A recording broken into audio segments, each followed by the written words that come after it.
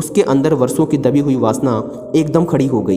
स्त्री के हाथ को छूने की कल्पना मात्र से उसकी नस नस में, रग रग में मानो बिजली दौड़ने लगी। उसने 30 वर्षों से किसी स्त्री को नहीं छुआ था।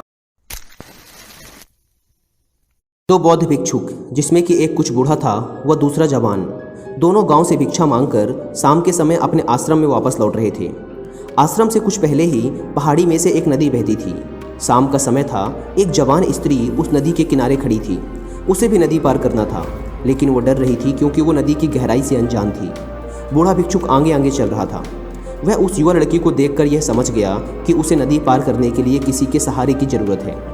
बूढ़े भिक्षु का मन हुआ कि उसे हाथ से सहारा देकर नदी पार करा दे, लेकिन स्त्री को सहारा देने के ख्याल मात्र से ही उसके अंदर वर्षों की दबी हुई वासना एकदम खड़ी हो गई। स्त्री के हाथ को छूने की कल्पना मात्र से उसकी नस नस में, रग रग में मानो बिजली दौड़ने लगी।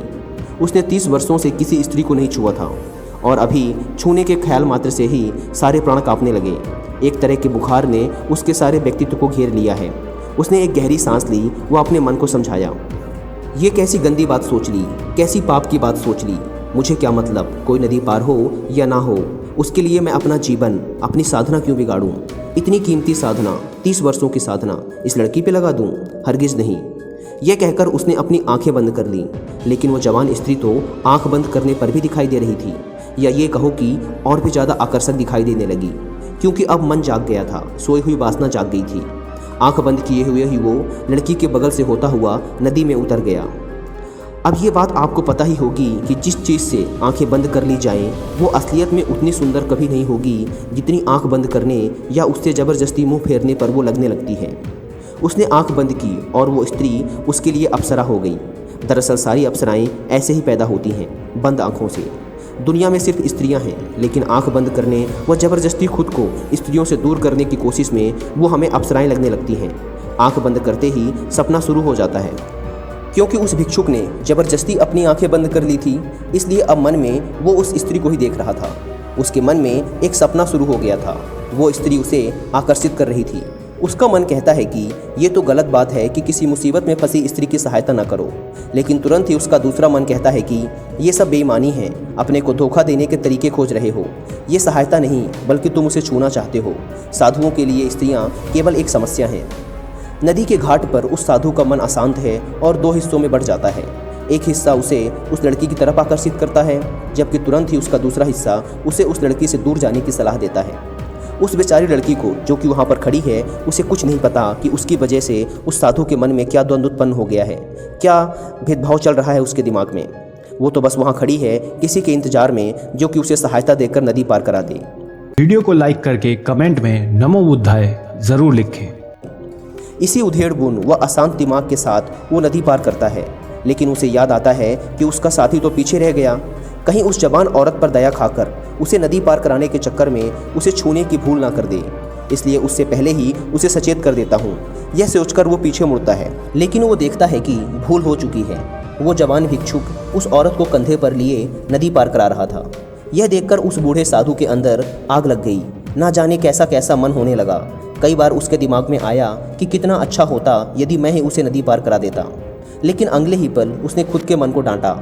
ये क्या पागलपन की बात है, मैं और उस औरत को अपने कंधे पर लूँ? 30 साल की साधना नष्ट करूँ क्या? गंदगी का ढेर है औरत का शरीर, और मैं उसे अपने कंधे पर लूँगा? नर्क का द्वार है स्त्री। लेकिन दूसरी ही ओर उस युवा भिक्षुक के कंधे पर स्त्री को देखकर बूढ़ा भिक्षुक आग बबूला हुआ जा रहा था। उसने सोचा, आज जाकर गुरु को कहूँगा कि ये युवा सन्यासी भ्रष्ट हो गया है, अपवित्र हो गया है, इसे आश्रम से बाहर निकालो। तभी वो युवा भिक्षुक उस औरत को नदी की दूसरी ओर अपने कंधे से नीचे उतारता है और चुपचाप आगे बढ़ जाता है। वो दोनों चलते रहते हैं, लेकिन बूढ़ा भिक्षुक रास्ते में कुछ बात नहीं करता। जब वो आश्रम के द्वार की ओर बढ़ रहे थे, तब बूढ़े भिक्षुक ने सीढ़ियों पर खड़े होकर कहा, याद रखना, मैं चलकर गुरु को कहूँगा कि तुम पतित और अपवित्र हो चुके हो। तुमने उस स्त्री को कंधे पर क्यों उठाया? जवान भिक्षुक एकदम से चौंका। उसने कहा, स्त्री? उसे मैंने उठाया था और नदी पार छोड़ भी दिया, लेकिन ऐसा मालूम होता है कि आप उसे अभी भी ढो रहे हैं। आपने तो उसे उठाया भी नहीं था, लेकिन आप अभी भी अपने दिमाग में उसे ढो रहे हैं, उसके बारे में सोच रहे हैं। मैं पिछले कुछ समय से आपको देखकर सोच रहा था कि आप किसी ध्यान में लिप्त हैं, लेकिन आप तो उस औरत को नदी पार करा रहे थे अपने मन ही मन में। हम सब ने एक संप्रेषण की धारा में खुद को जोड़ रखा है। हम सब अपने आप को दबा रहे हैं। वो दबाया हुआ घाव हो जाता है और वो घाव पीड़ा देता है। उस घाव की वजह से हमें बाहर वो चीज़ें दिखाई देने लगती हैं जिनकी लड़ाई हमारे अंदर चल रही होती है। सारा संसार एक दर्पण बन जाता है। ये दमन की लंबी धारा, लंबी यात्रा हमारे व्यक्तित्व को तहस नहस कर देती है।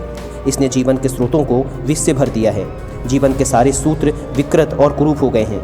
इसलिए ये बात आपसे कहना चाहता हूँ कि दमन से बचना, क्योंकि दमन करने वाला इंसान खुद को कभी जान नहीं पाता। वो वहीं रुक जाता है जहाँ दमन करता है, उसको वहीं ठहरना पड़ता है, क्योंकि जरा सा भी ध्यान हटा कि दमन उखड़ जाएगा और जिसको दबाया था वो प्रकट होना शुरू हो जाएगा। मनुष्य जिन चीज़ों को दबा लेता है उन्हीं के साथ बंध जाता है। वो उनको छोड़कर हट नहीं सकता, कहीं जा नहीं सकता। इसलिए खुद के विचारों व भावनाओं को ज़बरदस्ती दबाने से बचना चाहिए, क्योंकि भावनाएं दबाकर आप दूसरों के सामने दिखावा तो कर सकते हैं, लेकिन आपके अंदर एक बवंडर, एक कलह उत्पन्न हो जाएगी और ये आपके अंदर अशांति व हीन भावना को पैदा करेगी। इसलिए यदि आप खुश रहना चाहते हो तो वर्तमान में जियो, पुरानी बातों को भूल जाओ, जैसे हो वैसे रहो। दूसरों के सामने अच्छा बनने के लिए खुद को मत दबाओ, क्योंकि आप जैसे हो वैसे ही अच्छे हो। इससे और भी वीडियोस देखने के लिए सब्सक्राइब कीजिए चैनल को और दबाइए बेल आइकन को।